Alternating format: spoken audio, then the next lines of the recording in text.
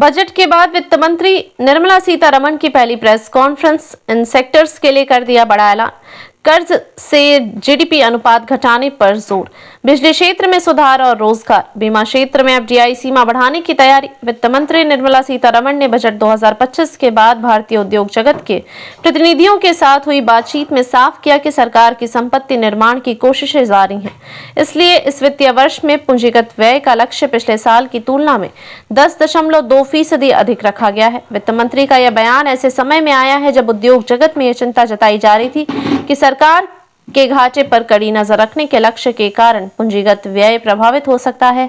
हालांकि सीतारमण ने स्पष्ट किया कि अगले वर्ष में सरकार का फोकस उपभोग को बढ़ावा देने पर होगा, जो बजट 2025 में घोषित टैक्स राहत उपायों से साफ है। लेकिन इसका मतलब यह नहीं है कि पूंजीगत व्यय पर ध्यान कम होगा।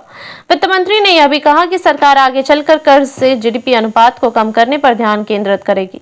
इसके लिए दो मुख्य उपाय किए जाएंगे। पहला, उधारी में कटौती और दूसरा, जुलाई से चल रहे राजकोषीय मार्ग का पालन करना। सीतारमण ने कहा, हर संभव उपाय किया जाएगा ताकि कर्ज को कम किया जा सके, लेकिन इसका सरकारी कार्यक्रमों पर कोई असर नहीं पड़ेगा। वित्त मंत्री ने बिजली क्षेत्र में सुधारों पर भी जोर दिया। उन्होंने कहा कि आने वाले कुछ कार्यक्रम न केवल बिजली की खपत बढ़ाएंगे बल्कि रोजगार के अवसर भी पैदा करेंगे। सीतारमण ने बीमा क्षेत्र में सुधारों की भी चर्चा की। उन्होंने कहा कि सरकार इस क्षेत्र में विदेशी प्रत्यक्ष निवेश की सीमा बढ़ाने के उपायों पर विचार कर रही है। उन्होंने कहा, भारत को बीमा क्षेत्र में और खिलाड़ियों की जरूरत है क्योंकि क्षेत्र को व्यापक और गहरा बनाने की जरूरत है।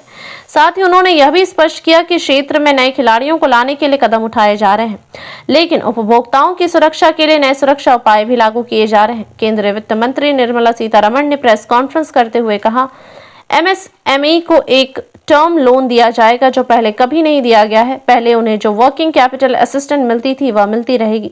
हालांकि प्लांट और मशीनरी खरीदने के लिए एमएसएमई को टर्म लोन कभी नहीं दिया गया, लेकिन जुलाई के बजट में हमने इस पहल की घोषणा की जिससे एक महत्वपूर्ण बदलाव आया है। वित्त मंत्री ने आगे कहा, एमएसएमई का व्यापार चक्र बड़े उद्यमों से काफी अलग है, जबकि पब्लिक सेक्टर के बैंक इसे समझते हैं और इसी के अनुसार लोन देते हैं।